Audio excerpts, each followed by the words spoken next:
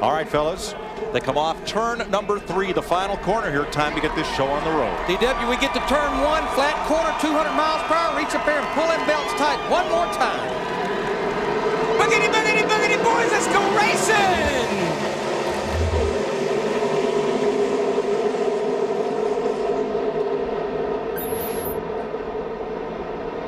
I think they heard me.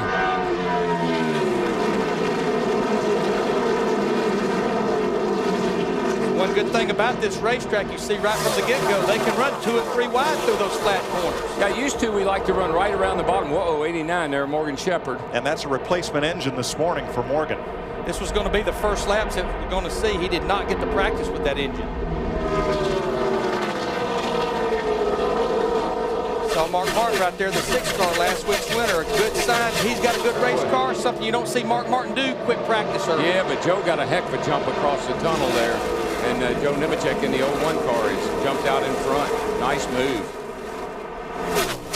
He's trying to recover from a couple of rough weeks, 2 weeks at Lowe's Motor Speedway and then last week at Dover. And we hear the caution is out. Well, I think based on what happened last week, smoke, maybe there's some oil there. We better check it. Last week at Dover, Casey Mears went into turn 3 with a broken oil line. The way the car behaved, it looked like he might have a tire rub.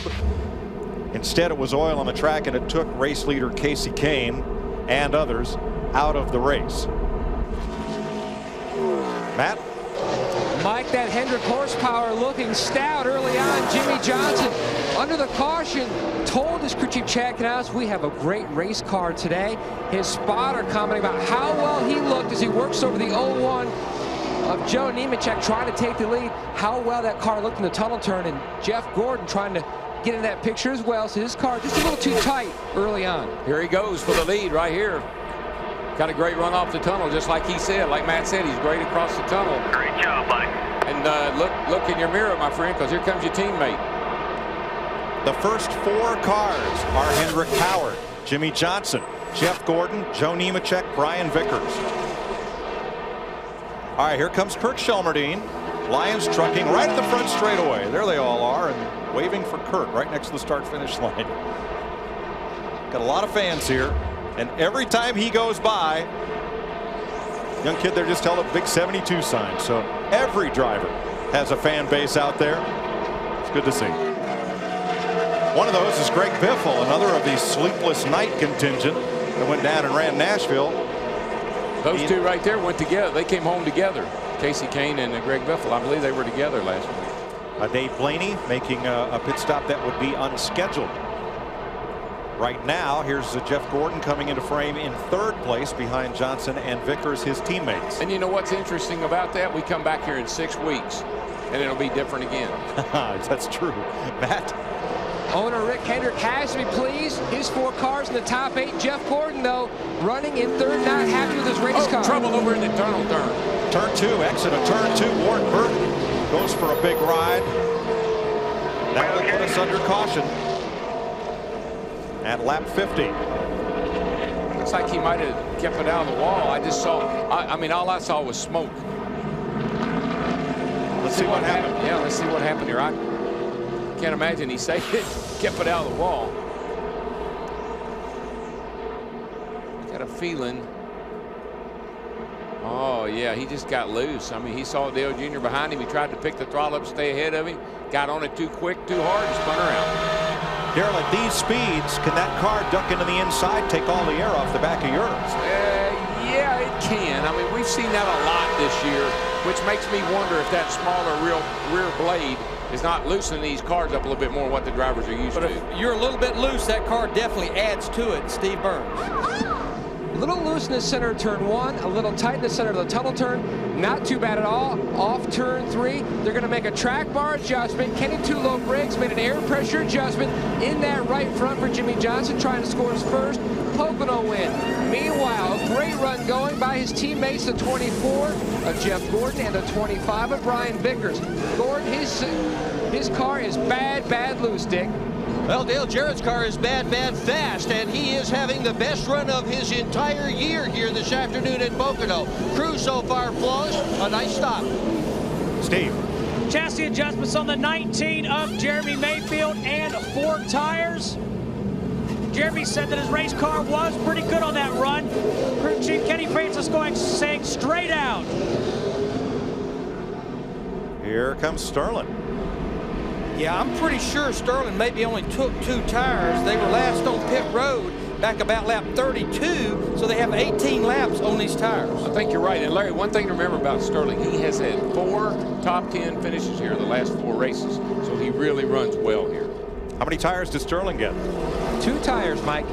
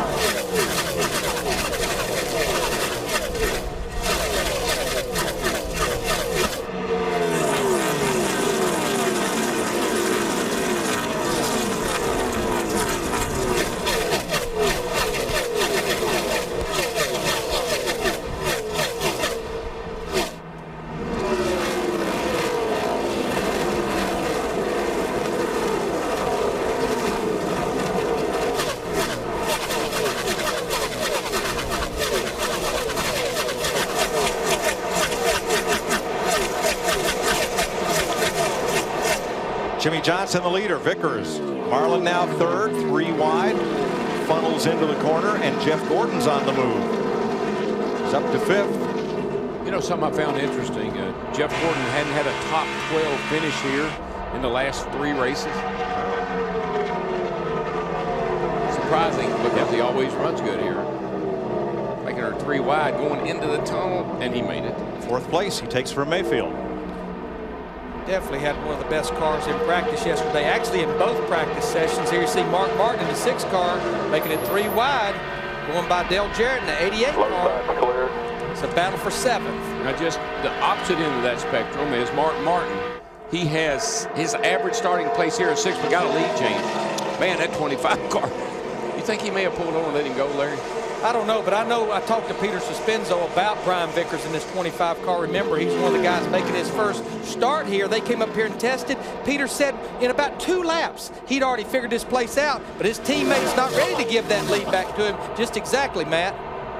Tight in the center on that last pit stop, Larry Mack, they made a left side air pressure adjustment, and that was a prearranged move. The 48 allowed the 25 to go by to lead a lap. For the bigger picture, points.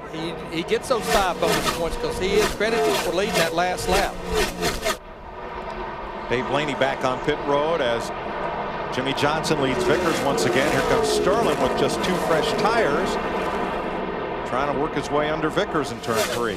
And I'm sure Lee McCall figures watching Jimmy Johnson and Brian Vickers those first 50 laps, if they take 4 tires, they're going to blow by us anyhow, so why not gamble? And he's holding pretty solid in the 3rd place in the 40 car. I just thought it's 22 gallons is like gold, 23 gallons like the gold mine. Got a battle for 2nd. Jeff Gordon in the 24 car. You heard Brian Vickers talk about getting Jimmy Johnson loose. Looks like he got loose over there in the tunnel turn 2. Lesson learned, perhaps. But I'm pretty impressed with this run by Brian Vickers. We've been talking about it this entire race, making his first Nextel Cup start here at Pocono. Tough, tough place.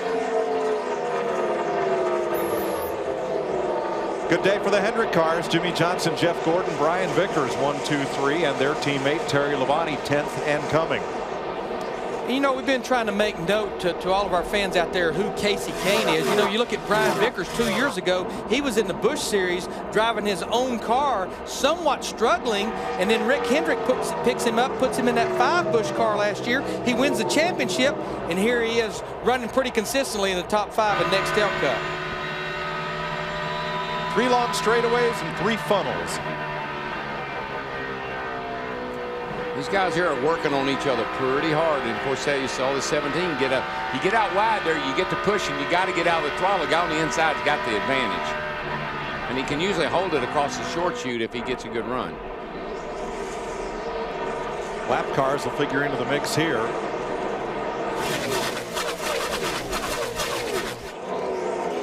the thing about this place is when you can get back in the throttle, particularly over in turns 1 and 2, or in turns 2 and 3, you can really make up some time on the guy in front of you. DW, I believe Robbie Loomis in that group, they've got Jeff Gordon in that 24 car. They have him dialed in. He's up there right now battling for the lead with his teammate, the 48 car, Jimmy Johnson. His car really gets good on long runs. Matt Yoker. Back on lap 29, Larry Mack, Jeff was saying he needed grip on both ends of the race car, the front and the rear. Now, they made a track bar and air pressure adjustment on that first stop. Last stop, they pulled a spring rubber out of the right rear. They still have one more in there for another adjustment if they need it, but Jeff felt like that they were desperately in trouble. The car was loose and just getting looser, so they made a number of adjustments trying to tighten up that race car, and it is coming to them very nicely. Now, what they do with those spring rubbers, they're like a donut, and they just slice them up into thirds or fourths or whatever, and they can ease a piece out every now and then to just keep up with track conditions. For the lead, Jeff Gordon under Jimmy Johnson, gives Gordon plenty of room. Lead change. Well, if that was your boss. Yeah, your mentor. Your mentor. Your parked car owner. Oh, Joe Nemechek. That's tire smoke, isn't it? Looks like he got into some of that left front. Clear low. Tire rubber. Lap 85, Brian Vickers in, scheduled stop. You can see the wedge adjustment already completed on the right side. He said he was tight in the center and loose off. Wanted to work more on the tightness, DW. Like you mentioned earlier in the race, work more on the first thing he talks about is exactly what he wants to work on the most. Based on the first set of green flag stops, I'd say Jeff Gordon and Jimmy Johnson, they will not be far behind their teammate, Brian Vickers. Jimmy Johnson just ran the fastest of every car on that last lap, so it's not like these cars are slowing down.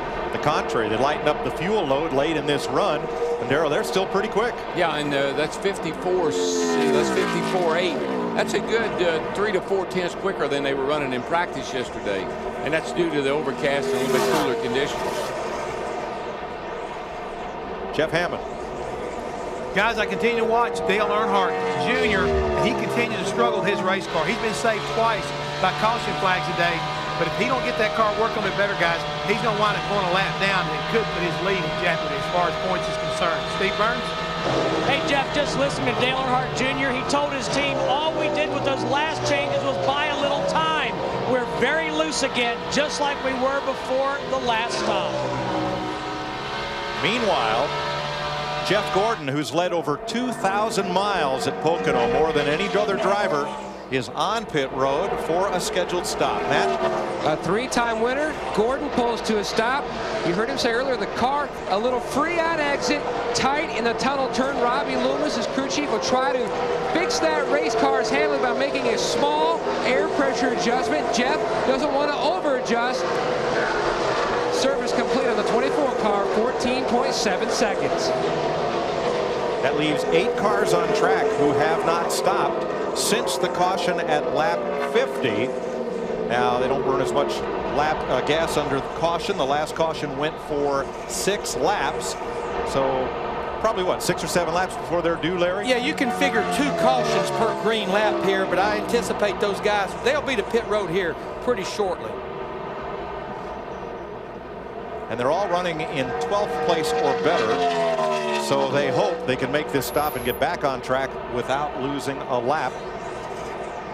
Well, one of the things we talked, it's a roval because you shift. The other thing that makes it like a road course is you can make pit stops here at peculiar times, and they'll work to your advantage. Uh-oh. Jeff Gordon is missing a lug nut. He'll come back to pit road. I see NASCAR right down there right now talking to Robbie Loomis and that crew. Well, I saw one of his crew members laying on the ground there when he took off, probably the left front, and that's probably where the problem is. Johnny Hendrick right there overlooking he and Robbie Loomis, Johnny's rich brother. And you know, Mike and me. Guys, come in, put a lug nut on there. Get a lug nut ready, guys. Stay calm. And you know, 2 officials there in the discussion. NASCAR has increased the cadre of officials up and down pit road, where usually there are now an official to watch each end of every car, especially on green flag stops. And since he was the leader of the race, he stayed on the lead lap. Right now he's back in 28.41 seconds behind his teammate Jimmy Johnson, but he'll definitely be a lap down once he comes to pit road, replaces that lug nut at 55 miles per hour. We just saw Jeremy Mayfield in the 19 car. You want me to come this time? The two fellows who stand Yeah, 10-4. Come on, let's get a lug on there. to benefit are Terry Labonte and Tony Stewart, 15 seconds off the lead. Steve? Half a round in the right rear is the chassis adjustment for Jeremy Mayfield, and they'll put some air in that right rear tire. Jeremy's saying his car is just a tick tight as Jeff Gordon heads down pit road. Let's go back to Matt. Gordon comes to a stop. They're going to put a lug on that left rear, top it off of fuel. He wasn't stopped for long, but going 55 down the straightaway when everyone else is coming to 200 miles an hour. That's what's costly. But we're not even halfway of this race, and already we've seen 3 major teams have mistakes that had to do with lug nuts or pit road. We had Matt Kenseth with a loose lug nut. We have Jeff Gordon and Ricky Rudd that had a lug nut left off on a green flag stop. We're not even halfway. Welcome back to Pocono, where they've just waved the second caution flag of the day. Last week's winner, Mark Martin, big puff of smoke, Darrell, as he went down Long Pond toward turn 2. Now, he chose to run the current Ford engine in his car because he wanted it for more dependability. He felt more comfortable with that engine. He and one of the other cars, who is it, Larry? Was it Kenseth? Kenseth were running. No, it was Kurt Busch. Those two cars are running the current Ford engine. Everybody else has got the new one. Mark might be second guessing that decision. He was running in the top 10. But he is going straight to the garage. Excuse me, it's the 4th caution of the day. As Martin goes to the garage, Greg Biffle had taken second from Brian Vickers. And as the caution came out, actually the fastest car on the racetrack was Bobby Labonte back in 10th. But who I think this caution really benefits, one is Jimmy Johnson's teammate Jeff Gordon. This lets him catch up because of that mistake with the lug nut. He was already up to 9th. The other guy benefits, our points leader Dale Earnhardt Jr. He was about to go a lap down again, and he catches a caution. Tell you somebody else I think it helps. Casey Kane. He got his car a whole bunch better. He catches up. He might be a factor. What a great last 5 races for Jimmy Johnson, a 4th, a 2nd, a 2nd, a 1st, trying to bounce back from that crash at Dover. They're slowly getting that race car better and better. A slight air pressure adjustment on the inner liner in one of the rear tires. They don't want to make too much of an aggressive adjustment because Jimmy feels like they're getting ever closer to where that car needs to be. Meanwhile, his teammate Brian Vickers in the center of your screen, already on the left side of the race car, he was loose on exit, made a chassis and air pressure adjustment for Vickers. Dick? Well, Darren Jarrett has just left his pit. He was in 5th position when he pitted. His best run of the year so far by far. Steve? Jeremy Mayfield on pit road. The major concern on that race car, crew chief Kenny Francis saying, let's pull the sheet metal. We've got a little rub off that left front tire. Also, Greg Biffle stopped. They lowered the track bar half around to give him a little bit more grip. Ryan Newman, quickest along the pit lane by about 6 seconds. And I think what happened with Ryan Newman, with only 22 laps on those tires, a lot like Sterling Marlin earlier, I think he elected to just go with 2 right side tires. We know this race car likes being out in clean air. He shows it race after race.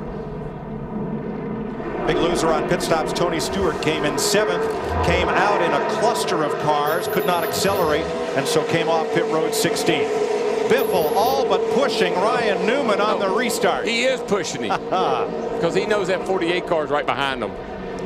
Just remember, Ryan Newman only has those 2 right side tires. Everyone behind him has 4 fresh tires. Look at that 48 car drop to the inside. Makes a move around Biffle. And boogity down the back.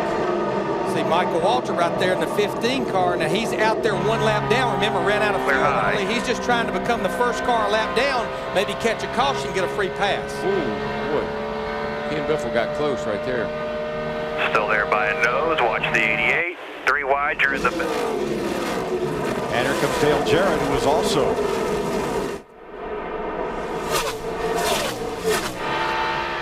Hey, what, what, this is as good as Dale Jarrett as we ride with him here down the front stretch. That 88 car, I think this is the best he has looked all year long. Brand new car. They came up here and tested. Looking real good here, Dick Berger. Yeah, they sure are. This is the first intermediate house car that they have ever had. Mike Ford, the crew chief, said the car is a bit more responsive than anything that they have had here before. They haven't even touched that thing since happy hour. And for the Dale Jarrett fans, he has been looking for a top 5 since he won Rockingham in February last year. Not a top 5 since then. But if he's going to get one, this is the place to get it. Other than last year, Jarrett had 6 top 3s in a row here at Pocono. He is exceptionally good at this speedway and looking very, very strong right now. Well, I think they got a nice package here with the in-house car and the new Ford engine. I know the engine guys have got to be sitting there holding their breath. If this thing makes it to the end, these engines do, I think they found the power they've been looking for, because those cars are fast on the straightaway. They better look in their rearview mirror, though. Look at Jeff Gordon right there. You see it 2 3/4 seconds behind our leader. Remember, trying to overcome that mistake of the lug nut under green. Now he's back up there battling for the 5th position with Greg Biffle.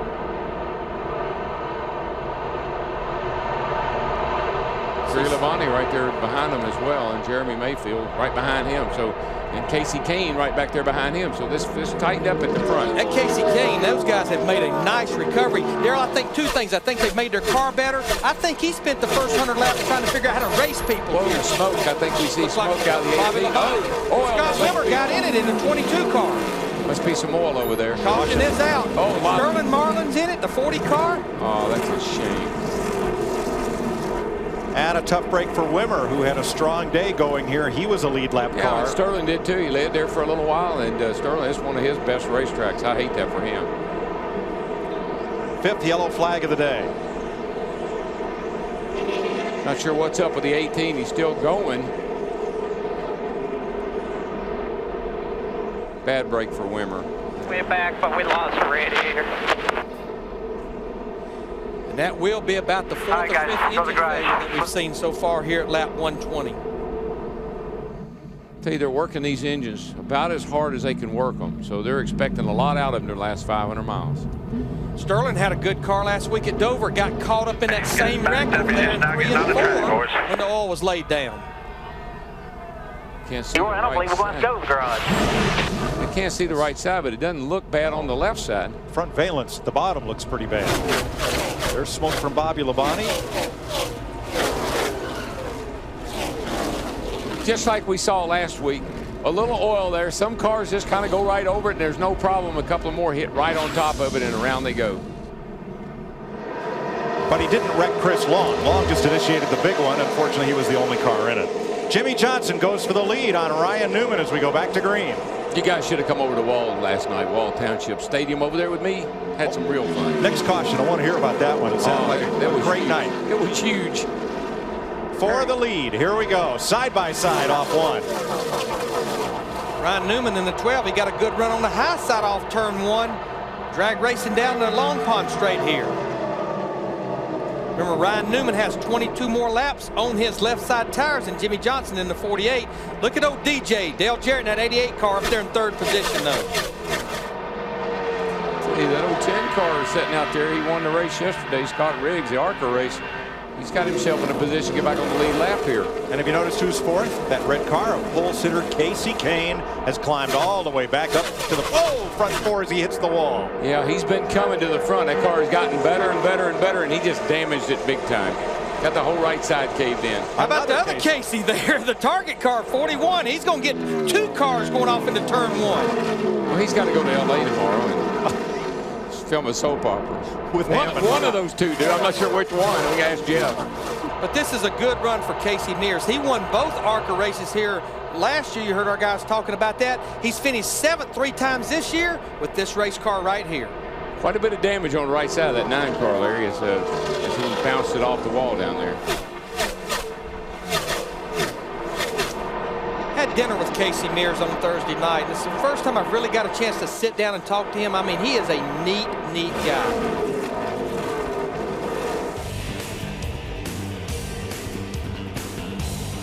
Welcome back to Pocono, where Ricky Craven's Tide Chevrolet went up in smoke at the end of the front straightaway to put us under the 6th caution flag at lap 1:54. Casey Kane was exiting the pits. He'll stay on the lead lap. Jeff Burton, though, was not. He was stopped in his pit box when the caution came out.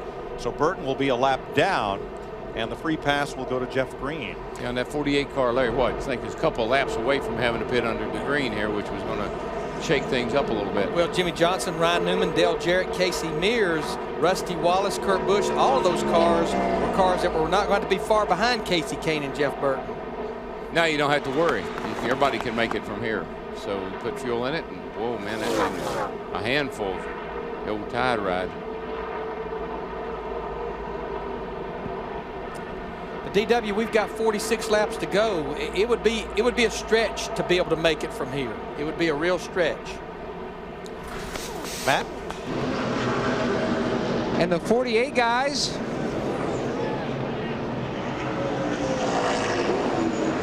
in their pit waiting for Jimmy Johnson. Matt, Jimmy Johnson stayed on the racetrack for some reason. Well, you know, the pace car did not pick him up. He was already past the point for the pace car to pick him up when the caution came out. I just wonder if he thinks he should have waited to catch up with the pace car before he came on pit road. Because, Mike, you explained the rule. The second time the leader comes by, pit road is open. Steve. Larry Mack, Ryan Newman just came down pit road. This time he got 4 tires. No other adjustments for Ryan Newman's team, and they like their pit stop. Got him out first ahead of Kurt Busch, Kevin Harvick, and Bobby Labonte. Now, the only other thing on the 48 car is they could be going to stay out till they get one to go so they can get in their window to make it to the end. What's happening, Dick? Been really strange down here in Dale Jarrett's pit. They were going to go to lap 158, which is when crew chief Mike Ford thought they were about ready to run out of gas. They got the yellow flag. They were all set to come into the pit area, and Ford said stay out. Dale Jarrett said, but the pits are open. Jarrett came in, but what they didn't do right, they didn't get all the lug nuts on. He's going to have to come back in, repit one more time. And I believe another car that possibly stayed out along with Jimmy Johnson, I think his teammate, possibly Terry Labonte, the 5 car, stayed out. Junior Johnson told me one time here, you want to drive the car or you want to run the pits? Take your pick. That's right.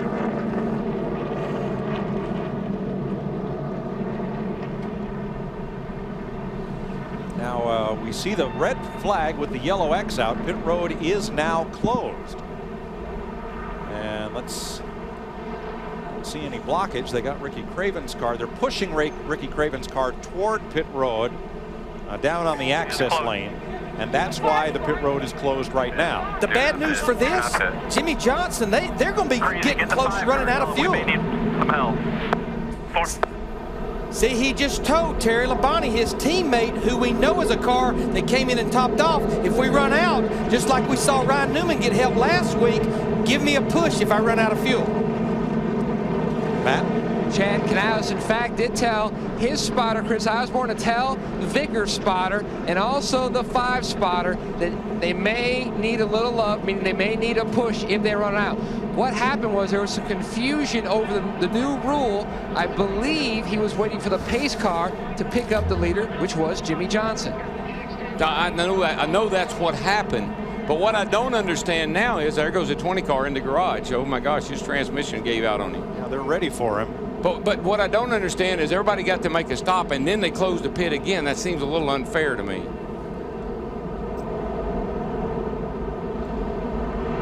And just now, Craven's car is getting to the pit lane. 4 tires. He was on 4 tires, 2 cans of fuel. 4 tires, 2 32 cans cars of fuel. on the access. Everything's going to be fine. Darrell, I believe they closed pit road for NASCAR to resort the running order and for the pace car to be in the right place. Everybody, now they focus on the pit stop. Jimmy Johnson will get to make his But stop. those other cats came in, you know, before all that happened, and he didn't get to. So a little confusion here. I know why he stayed out. It was the pace car that made him stay out. Pit road is open. All right, the pit road has been open, but in order to repair this, it is only open for the cars on the lead lap that did not pit the first time around. Jimmy Johnson, Terry Labonte, Matt Kenseth, and Jamie McMurray. They will be allowed to pit now so that NASCAR can get things sort of back out. Yeah, here's what happened. The pace car didn't pick Jimmy up the Pit road is open, Jimmy, 10-4. So he thinks he's got to come around and get up, come up behind the pace car to make everything legal. the guys behind him all dove on pit road. So when he gets up with the pace car, they come around next time for him to pit road's closed. Now the field has pretty much cycled back through because a lot of drivers made stops to top off, but not all. NASCAR President Mike Helton came over, said it was a human error, opening pit road too soon. The drivers who pitted did what they did because they saw the green flag. They weren't wrong. The drivers who stayed on the track did what they were told in the drivers' meeting. They weren't wrong. So it was a human error. They opened pit road again to try to correct it and allow the drivers who had not pitted to do so. And that is as close as they can come to sorting it back out without more than undoing what was done. So now we're back under green with Jeff Gordon racing Casey Kane, Brian Vickers, and Jeremy Mayfield for the lead. Now the irony of who took the green flag leading this race, Casey Kane and the 9-hour pole sitter. Remember, he was almost a lap down, sitting on pit road on a green flag stop when the caution came out, because so many more cars pitted and topped off. He was leading this race. But right now, the guy that's been trying to overcome that lug nut problem on a green flag stop, he's leading this race, Jeff Gordon, in that 24 car. And Jimmy Johnson, who was leading the race, now finds himself in 6th place. Mike, Ryan Newman topped off for gas on lap 160. Crew chief Matt Orland told him we're 5 laps shy. See if you can conserve some gas for us. Ryan Newman just radioed back and said, we're going to need a caution. I can't save you any gas right now. Dick Berggren. Mike Ford has told Dale Jarrett he does have enough fuel. He can make it all the way. Casey Kane, the 9 car, cannot. He's going to have to repit. Ah, the tangled web we weave. Fuel is king at Pocono. Not track position, new fuel. Oh, Michael Waltrip hard in the wall. Boy, left side. He was running in the 14th position. Man, he and Rusty Wallace. Can you be?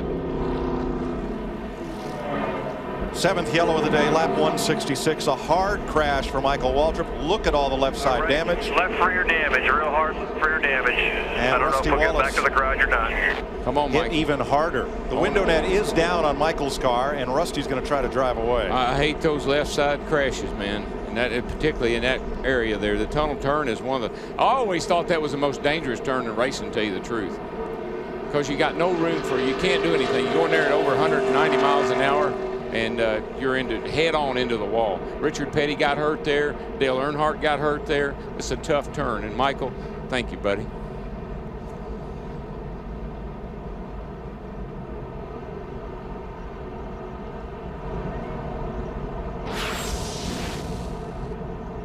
Top of your screen.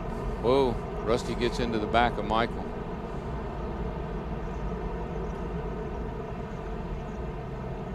And Rusty gets into the outside wall as well. You know, for as far as Rusty slid, Darrell, he really hit hard. Well, you don't really, I'm telling you, that's a fast corner right there. And it's 90 degrees. You're looking head on into the wall when you get there. Well, Rusty just had a huge run on Michael. I don't know if Michael slowed down or what happened, but it's almost like Rusty.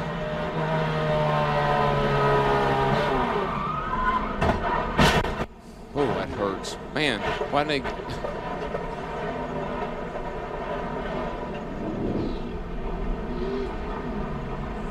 You know, it looks like they may have been passing some. Maybe they were trying to pass the 42. I'm not sure. It's hard to say. All right, thanks, Chris Myers with Kenny Francis, crew chief for Jeremy Mayfield. Let's talk about your strategy here. I guess the big question is, Kenny, do you have enough fuel to run to the end? Well, we're going to need some brakes to go our way. Right now, we probably don't, but we got in that little accident on pit road with Biffle's guy there and put us behind. And it felt like it was our only shot to have a decent finish. Maybe something will go our way for once. Nothing's gone our way. Seems like all year, so maybe it's our turn. So we'll just have to see what happens. All right, good luck. Let's go back upstairs to Mike. Thanks, Steve. Mayfield is our leader. Trying to repeat here at Pocono. There is Rusty's car. Rusty has not DNF'd, did not finish since last August at Bristol. The last time he wasn't running at the end of a Cup race. Let me tell you what's going to make it tough for Jeremy Mayfield to really save a lot of fuel. In final practice yesterday on FX, we watched him shift 6 times a lap. They have a very low gear in that race car, which makes it harder to save fuel. He's trying to right now. He's in 4th gear, just trying to idle around. All right, now this puts Jimmy Johnson back up in striking distance. He's in second place, Matt. Chad, where do you stand on fuel? Right now we're probably about a lap short. You know, that whole deal, pits being open, pits being closed, is just it's really messed up our whole game plan. We're just going to have to kind of wait and see what happens here. Get him out front, and hopefully you can pass the 19 car, get by him, and then get out there and save some fuel. Low Chevrolet's been running great all day. You know, we haven't made any mistakes in the pits. The guys have done a great job. Pit strategy's been good. It just, you know, they told us the pits were closed, and everybody came down pit road, so I haven't quite gotten it figured out. You know, they changed the flag halfway in between the pit cycle there. It was green, it was red, it was just a mess, so we'll just have to get ready to go. What's he doing to save fuel in the car quickly? Praying. Good answer. Bobby Labonte is third. Kurt Busch is fourth. Dale Jarrett is fifth. Ryan Newman, Earnhardt, Mears, Robbie Gordon, McMurray, the top 10. Warren Burton, Kenseth, Biffle, Sadler, Kane, the top 15. There are 22 lead lap cars as we get set to try to finish this off and run the last 28 laps. I do know prayer works.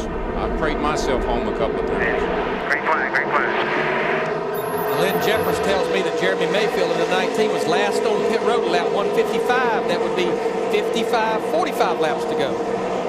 That's a lot of laps on one tank full. But I think what Jimmy Johnson wants to do, he wants to get the lead. Then he can just sit out there and pace himself, Darrell. Well, like I said, he's got a second in the bank in speed. He can back up a second and still outrun all these cats, and that's going to save a lot of fuel. Single file here, 3 wide behind him. And look at our third place car, Bobby Labonte, the 18 car. You got to tip your hat to that crew. Michael Fatback McSwain, remember, he's the car that drug the oil filter into, that put oil all over the racetrack, stayed on the lead lap. He's up there in the third position. And his teammate, Tony Stewart, in that 20 car, we need to make note, he's back out there 6 laps down. Those guys changed that transmission in less than 10 minutes.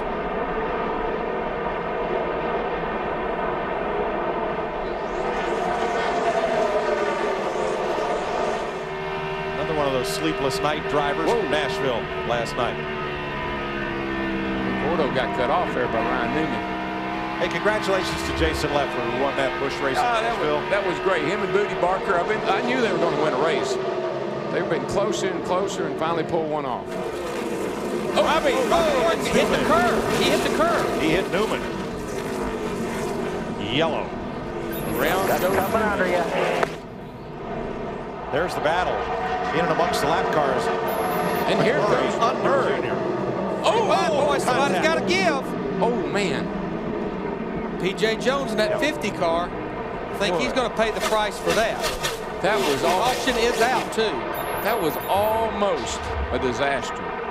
You can run 3 wide down the Long Pond Straight. It will not work getting into 2. P.J. just didn't give him enough room. I mean, that was just, that could have been avoided there. So the 10th caution of the day flies for the tire rub on P.J. Jones. I'm not sure about that caution. I didn't see any debris.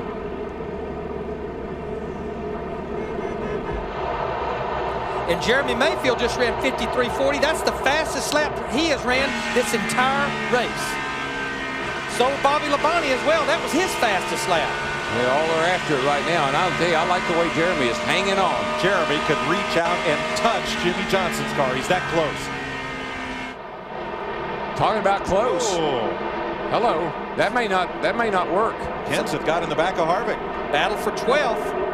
Uh-oh, Dale Jarrett down on pit road, out of harm's way, but out of the race. 5 laps to go. 4 laps to go. Matt Kenseth, he's going up the front stretch at a pretty high rate of speed right now. He doesn't, you know, the car looks angry. It has that look about it. Yeah, the car looks really angry to me. Of course, maybe by the time he gets there, it'll get a little happier. All right, let's see what happens as Kenseth comes around. We are under caution. We're waiting to hear if NASCAR intends to red flag this race or run it under yellow to conclusion. Now Kenseth is going back into the spot he occupied at the time of the caution. And we'll see how NASCAR rules on this. Oh, yeah. Whoa. He definitely got help.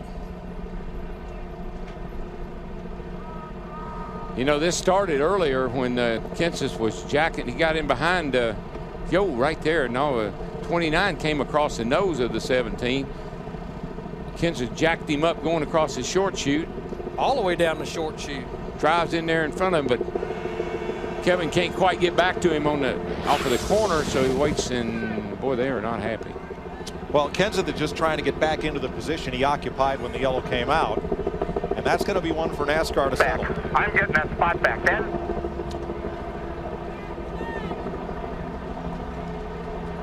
Red flag will be issued.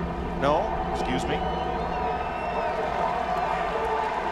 The yellow flag is still being displayed at start finish. You know, they're doing it. Kenseth and Harvick are doing a good thing. They got 2 cars in between them. I think that's a good idea. They had unless you're those 2 cars. That's right. They had held the field. The pace car stopped briefly between turns 2 and 3, and a lot of speedy dry going down in that area. So they're now coming around to the caution. Well, I believe Kenseth should be able to go back in his position. Oh, he's dang. Is this real? Is this happening? It is. This is not a highlight film. No, this is live. Man, guys, I told you that car was angry. Because we had passed lap 196, and that is the lap they indicated in the drivers' meeting was the last lap on which the race might be red flag. They have decided this race will roll under caution, and it does not appear that within 3 laps they'll be able to clean things up, give one to go. Kenseth is going to stop and put on tires just in case. Yeah, I'm not sure about that call. The only thing, well, no, I'm not sure about that call at all. He's going to restart in 22nd place after coming in. Being shown in 11th position right now. So yeah, I'm like you, DW. I don't know about this one because we're not sure if this race is going to get restarted or not. That doesn't mean it. Because it's been around a long time doesn't mean they still use it. But look at this. Can you assist the pace car on the last lap? Come on, I got to go. I got some people to thank. Give that Monte Carlo a push. But I think you heard Matt Yoakum talking about it earlier. I think what this group has done a wonderful job at is putting Dover, Delaware behind them and working towards Pocono, Pennsylvania, the next race.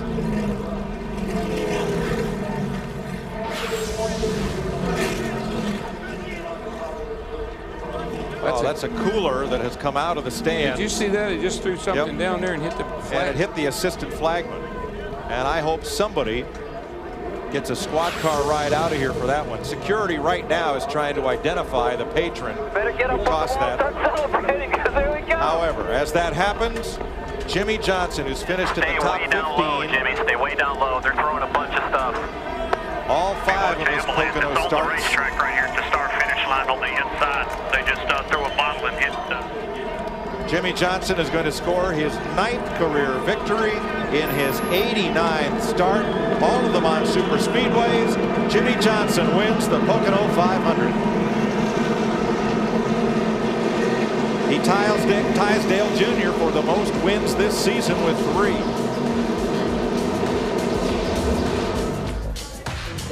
And for the 9th time in his NASCAR Nextel Cup Series career, Jimmy Johnson goes to victory lane the first time here at Pocono, adding another